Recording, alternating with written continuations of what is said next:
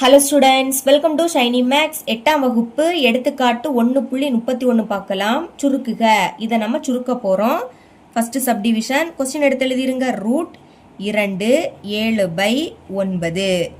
இப்போ ரூட்டுக்குள்ளே இருக்கிறது கலப்பு பின்னத்தில் இருக்குது. இதை தகா பின்னமாக மாற்றணும். முதல் இந்த ரூட்டை எழுதிக்கலாம். தகா பின்னமாக எப்படி மாற்றுறதுன்னா, கீழே உள்ள 9ஐயும் இந்த 2ஐயும் பெருக்கணும். 9 2 18. இதை பெருக்கிக்கிட்டு மேலே உள்ளதை கூட்டணும். 9ஐயும் 2ஐயும் பெருக்குனா 18. 18க்கு கூட இந்த 7 கூட்டுனா 25. பைக்கு கீழே என்னது இருக்கு? 9.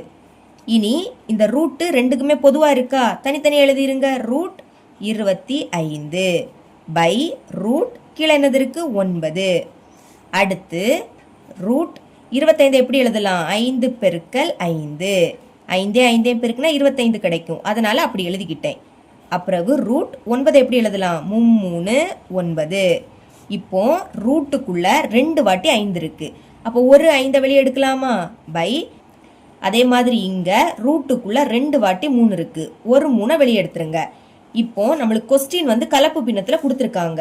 அப்ப ஆன்சரையும் கலப்பு பின்னமா மாத்தணும். அதுக்கு என்ன பண்ணணும்? 5 3ஆல வகுக்கணும். வகுத்துடலாமா? மேலே இருக்கக்கூடிய 5 உள்ள எழுதிக்கணும். கீழே இருக்கக்கூடிய 3 வெளியே எழுதிக்கணும். இப்போ 5ல் 3 எத்தனை வாட்டி இருக்கும்? ஒரு வாட்டி தான். 3 3. கழிங்க 5ல் இருந்து 3 கழிச்சா 2. இனி இறக்க எதுவுமே இல்லை. அப்போ மேலே புள்ளி வைக்க வேண்டியதா வரும். கலப்பு பின்னமாக மாற்றணும்னா புள்ளி வைக்கக்கூடாது. இதோட ஸ்டாப் பண்ணிக்கணும். இப்போ ஈவு என்ன கிடைக்குது? 1. அதை இங்கே எழுதிக்கணும். மீதி 2 வருதா? அதை மேலே எழுதிக்கணும். பைக்கை கீழே என்ன எழுதணும்னா, எதால வகுக்கிறோம்? 3ஆல.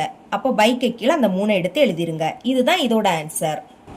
செகண்ட் சப்டிவிஷன் சால்வ் பண்ணலாம். கொஸ்டின் எடுத்து எழுதிக்கிறேன். ரூட் 1 9/16.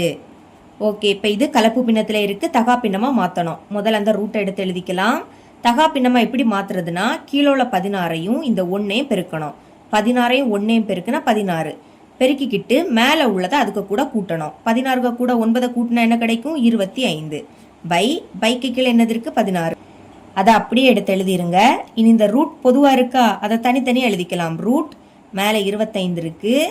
அடுத்து பை ரூட் கீழே 16 இருக்கு. இப்போ ரூட் 25 எப்படி எழுதலாம்? 5 பெருக்கல் 5. 5ஐயும் பெருக்குனா 25 தான் கிடைக்கும். இனி 16 எப்படி எழுதலாம்? 4 பெருக்கல் 4.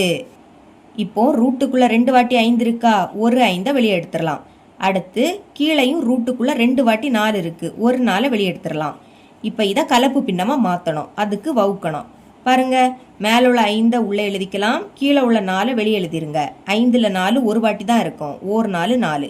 கழிங்க 5ல் இருந்து 4 கழிச்சா 1. இனி இறக்க எதுவுமே இல்லை. அப்போ மேலே புள்ளி வைக்க வேண்டியதா இருக்கும். கலப்பு பின்னமாக மாற்றணும்னா புள்ளி வைக்க கூடாது. அப்போ இதோட ஸ்டாப் பண்ணிருங்க. இப்போ ஈவு என்ன கிடைக்குது? 1. அதை இங்கே எழுதிக்கலாம். மீதியும் 1. அதை மேலே எழுதிக்கணும்.